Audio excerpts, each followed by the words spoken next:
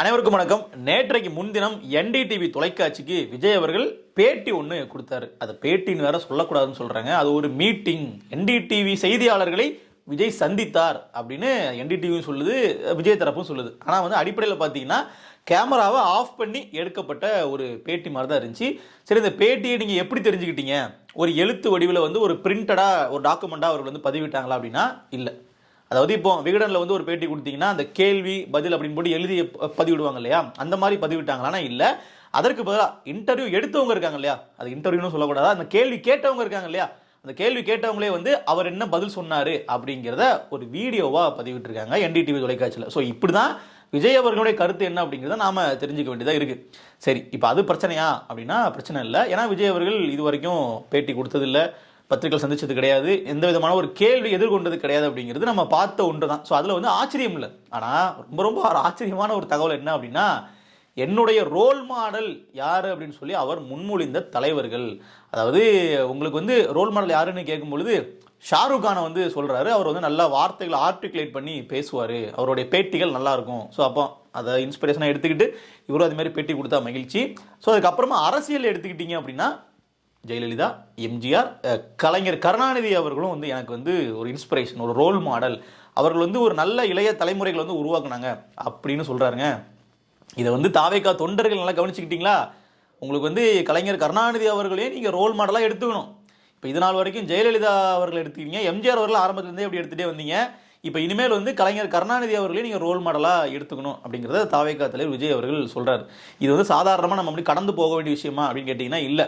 இதில் பல விஷயங்கள் அடங்கியிருக்கு. ஏன்னா நீங்கள் திமுக அப்படிங்கிறது ஒரு தீய சக்திங்கிறீங்க.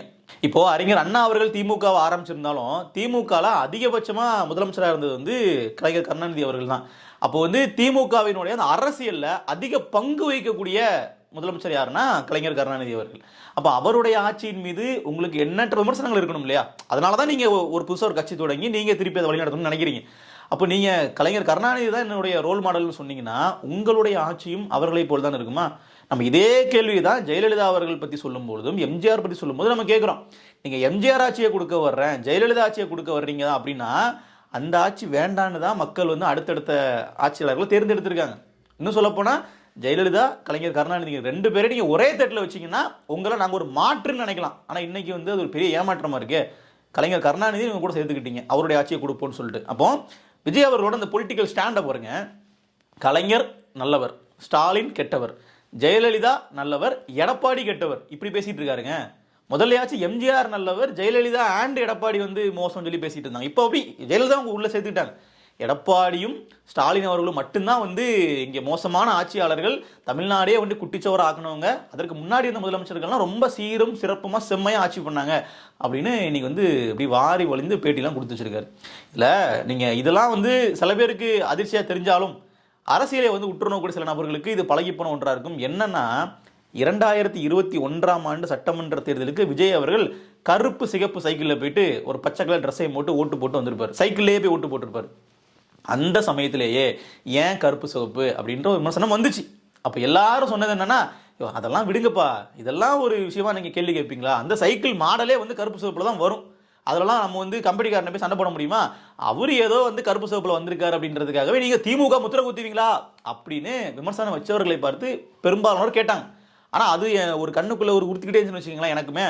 அதற்கப்புறம் அப்படியே கட் பண்ணால் 2 மாதம் 3 மாதம் முன்னாடி ஆதவர்ஜனா பேசுகிறாப்புல, ஆமாம் விஜய் அவர்கள் 2021ஆம் ஆண்டு திமுகவிற்கு தான் வாக்களிச்சார். அது எப்படி சொல்கிறார் அப்படின்னா, நன்றி இல்லையா உங்களுக்கு?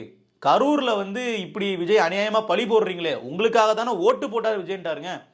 எமோஷனலாக பேசுகிறாரா இல்லை விஜயை மாட்டி விடுறாரான்னு ஒன்றுமே நமக்கு புரியல. ஆனால் அவர் சொன்ன விஷயத்தில் ஒன்று தெளிவாக புரிஞ்சது, 2021 விஜய் அவர்கள் திமுகவுக்கு ஓட்டு போட்டார் அப்படின்றது. யாரோ ஒருத்தர் சொல்கிறத நம்ம நம்பி இங்கே பேசலை. தாவைக்கால உள்ள ஒரு கீழ்மட்ட பொறுப்பாளர் பேசிட்டாரு, தாவைக்கா ஆதரவாளர் பேசிட்டாரு நம்ம சொல்லலை. தாவைக்காவினுடைய 2ஆம் கட்ட முக்கிய நிர்வாகியாக இருக்கக்கூடிய நபர் ஆதவர்ஜனா. இன்னும் சொல்லப்போனால் தேர்தல் பிரச்சார மேலாண்மை பொதுச் செயலாளர். ஸோ அவர் சொல்கிறாரு 2021 விஜய் அவர்கள் திமுகவுக்கு வாக்களித்தார்னு. தெரிஞ்சாங்க. ஏன் நம்ம தலைவரை எலெக்ஷன் அன்னைக்கு கருப்பு சிவப்பு சைக்கிளோட உங்களை ஆதரவு கொடுக்குறேன்னு சொன்னாரு. உங்களுக்கெல்லாம் நன்றி உணர்வு இல்லை? என்ன நன்றி இருக்கு? அரசியல்ல ஒருத்தர் அழிக்கிறதுக்கு இவ்வளவு பெரிய குற்றச்சாட்டுகளா சொல்ல முடியும்? அப்போ 2021 வரைக்கும் வந்து திமுக ஒரு சிறந்த கட்சியாகவும் திமுக தான் ஒரு மாற்று அப்படின்ற மாதிரி விஜயுடைய நிலைப்பாடு இருந்துச்சு, விஜய் அதை தான் தேர்ந்தெடுக்கார் அப்படின்னா எப்படிங்க ஒரு 2024 கட்சி ஆரம்பிச்சு ஒரு 3 ஆண்டுகள்ல விஜயினுடைய நிலைப்பாடு வந்து மாறுது? திமுகவே வேண்டாம், திமுக தான் தீய சக்தி, திமுக தான் நமக்கு பிரதான எதிரிங்கிற இடத்துக்கு ஒரு வர்றாரு. இப்போ இங்க பலரும் சொல்லலாம், ஆமாங்க 2021 பாஜகவும் அதிமுக ஒரு கூட்டணியில் இருந்தாங்க, இப்போ பாஜக தானே பெரிய எதிரி, அவர்களை வீழ்த்தணும்னா அன்றைக்கு நிலைமையில ஒரு திமுக ஒரு நல்ல ஆப்ஷனா இருந்திருக்கும், அதனால திமுக ஓட்டு போட்டிருப்பாரு நீங்க சொல்றீங்கன்னா, இன்றைக்கும் அதே தானே, இன்றைக்கும் அதே மாதிரி தானே வந்து அதிமுக பாஜக கூட்டணியில் இருக்குது, அதே மாதிரி திமுக ஒரு அணியா இருக்கு. அப்ப இன்றைக்கும் அவர் வந்து பாஜகவை தான் தன்னுடைய பிரதான எதிரியாக கருதுகிறான்னா அவர் திமுக தானே ஓட்டு போடணும். விஜயோட லாஜிக்கு நான் சொல்றேன், திமுக ஓட்டு போட சொல்லல. அப்ப விஜயோட லாஜிக் படி அன்றைக்கு திமுக வந்து சரியா இருக்கு, இன்றைக்கு தப்பா இருக்குன்னா என்ன காரணம்னு நம்ம கேட்கிறோம். இல்ல ஸ்டாலினுடைய இந்த 4 ஆண்டு ஆட்சி மேல மட்டும்தான் உங்களுக்கு விமர்சனம்னா அப்ப நீங்க திமுக தீய சக்தின்னு சொல்றது இந்த இடத்துல உடஞ்சு போகுது. கலைஞர் கருணாநிதி நீங்க ரோல் மாடல்ன்றீங்க. அப்ப இங்க தான் நமக்கு வந்து என்ன சந்தேகம் வருது அப்படின்னா, விஜய் ஒரு அரசியல் தெளிவோட இருக்கிறாரா, இல்ல அவருடைய அந்த ஒரு பொலிட்டிக்கல் அஜெண்டா இருக்கு இல்லையா, அது நமக்கு புரியலையாங்கிறது உண்மையில நமக்கு தெரியல. ஏன்னா விஜய் அவர்கள் அரசியல் கட்சி தொடங்கி உள்ள வரும்போதே பலரும் சொன்ன விஷயம் அப்படிங்கிறது, விஜய் வந்து ஓட்டை பிரிப்பாரு, நமக்கு இந்த அடிப்படையில் இந்த ஓட்டை பிரிக்கிறது, இன்னொருத்தர் ஓட்டை இவர் வாங்கிடுவாரு அப்படிங்கிற மாதிரியான விமர்சனங்களை ஈடுபாடு கிடையாது. ஏன்னா அவங்கவுங்க வர்றது அவங்கவுங்க முதலமைச்சர் ஆகிறதுக்கு தான், அவங்கவுங்க கட்சி ஜெயிக்க வைக்கிறதுக்கு தான், இல்லை அடுத்தவங்களை வந்து தோக்கடிக்கிறதுக்காக நான் வர்றேன் அப்படிங்கிற மாதிரி விமர்சனங்கள் ஏற்றுக்கொள்ள கூடாதுன்னு நினைச்சிட்டு இருப்பேன். ஆனா இந்த சம்பவங்களை பார்க்கும்போது விஜய் பண்ணக்கூடிய அரசியல் அப்படிங்கிறது நேரடியாகவோ மறைமுகமாகவோ திமுகவுக்கு வந்து பார்த்தீங்கன்னா ஒரு பெனிஃபிஷியலாக தான் இருக்கு. இந்த அரசியல்லே கூட விஜய் அவர்கள் ஒரு குறிப்பிட்ட விழுக்காடு வாக்கு வாங்கினார்னா திமுகவிற்கான எதிர் வாக்குகள் வந்து 3 அணி 4 அணியாக சதறிச்சு அப்படின்னா அதில் பயனடைய போகுது திமுக அப்படிங்கிறத நம்மளால பார்க்க முடியுது.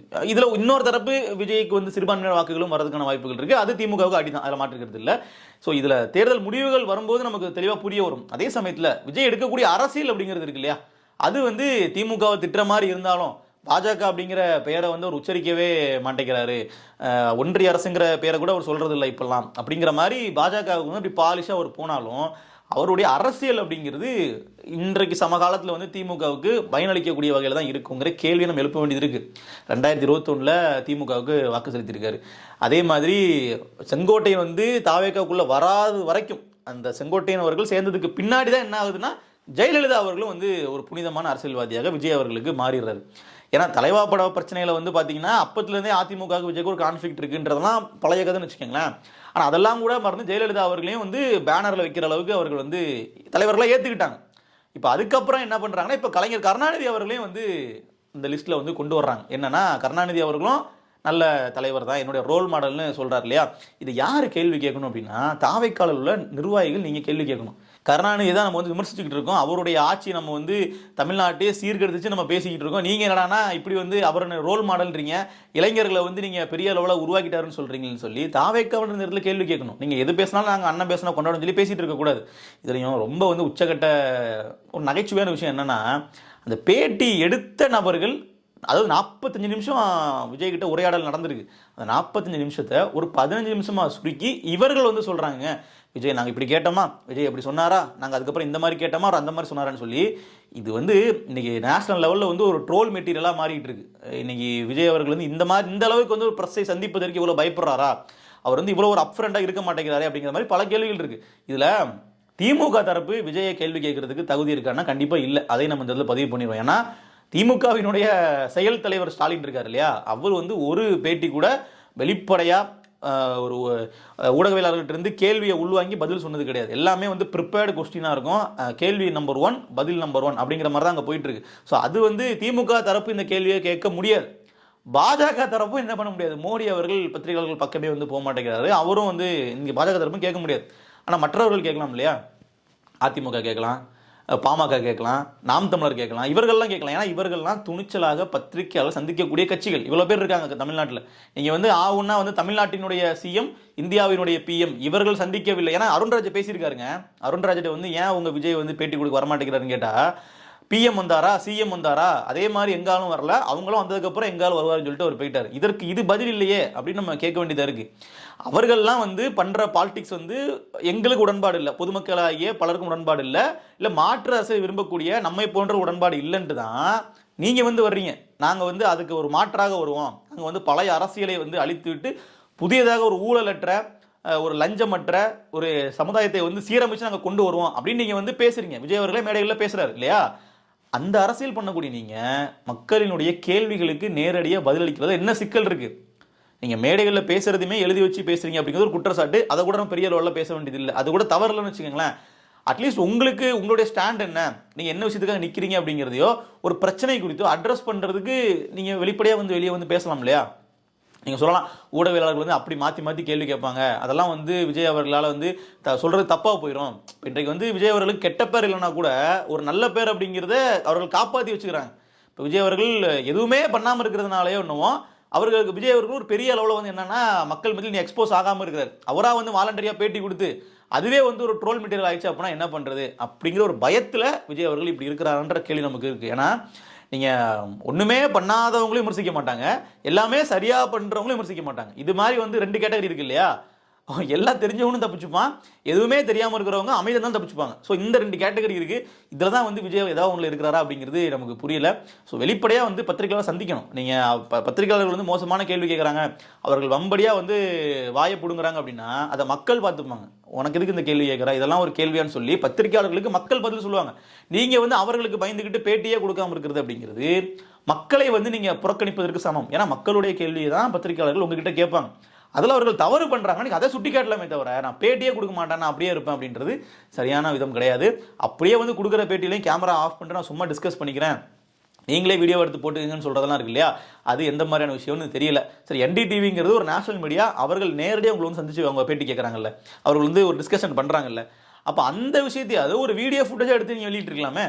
அது நீங்கள் என்ன கேள்வி கேட்டீங்க, என்ன பதில் சொன்னீங்க அப்படிங்கிற மாதிரி அதையும் வந்து நீங்கள் என்ன பண்ணுறீங்க, மறைச்சு நீங்கள் வந்து வெளியிடுறீங்க. ஏன் வந்து விஜய் அவர்கள் வந்து எக்ஸ்போஸ் ஆயிடுவார், விஜய் அவர்கள் வந்து மக்கள்கிட்ட அம்பலப்பட்டு விட்டார் அப்படிங்கிற காரணத்தினாலேயே நீங்கள் இந்த மாதிரி பேட்டியை வந்து மறைச்சு வச்சிருக்கீங்களா, பேட்டி கொடுக்காமன்ற கேள்வி நமக்கு வந்து ரொம்ப அதிகமாக எழுது.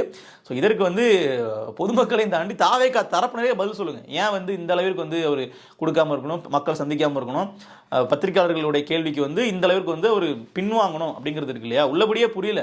ஏன்னா விஜய் ஒன்றும் தெரியாதவர் அப்படின்ட்டு நான் முத்திர குத்த விரும்பல. அதே சமயத்தில் விஜய் அவர்கள் அவனுக்கு ஒரு மாற்று கட்சியாக இருக்க தனித்திருந்து ஜெயிக்க போறான், எனக்கு இதிலே சொல்லியிருக்காப்புல, நான் வந்து அரசியலை வந்து தீவிரமாக முன்னெடுக்க போறேன், சினிமாவை நான் விட்டுட்டேன், இதுக்கப்புறம் நான் சினிமாவுக்கு போற ஐடியாவே இல்லை, நான் அரசியல் தான் பண்ண போறேன், தனித்து நின்று நான் வந்து வெற்றி பெற போகுது தமிழக வெற்றி கழகம்னு பேசுறாரு இல்லையா?